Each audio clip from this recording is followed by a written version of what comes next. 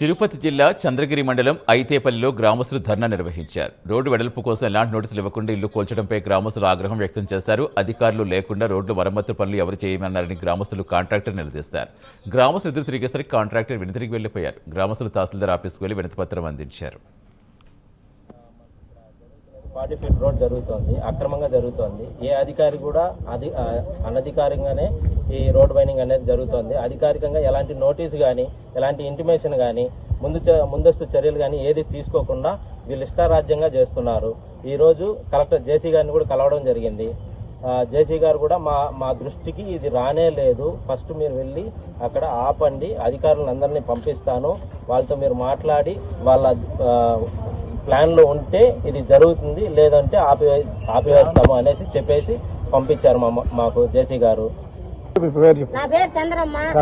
ఏమి తెలియదు, మా ఇల్లు కొట్టేస్తారు. ఇది మంచి ఏమి చెడ్డ ఏమి మాకు ఇంప్రెషన్ లేదు. మేము ఉండేదానికి ఇల్లు లేదు, మేము ఏడుండేది బిడ్డలు పెట్టుకొని ఇది ఏమి ఈ రోడ్డు ఏదో మాకు తెలియదు, అది అబ్జెక్షన్ చేస్తున్నాం. ఎవరు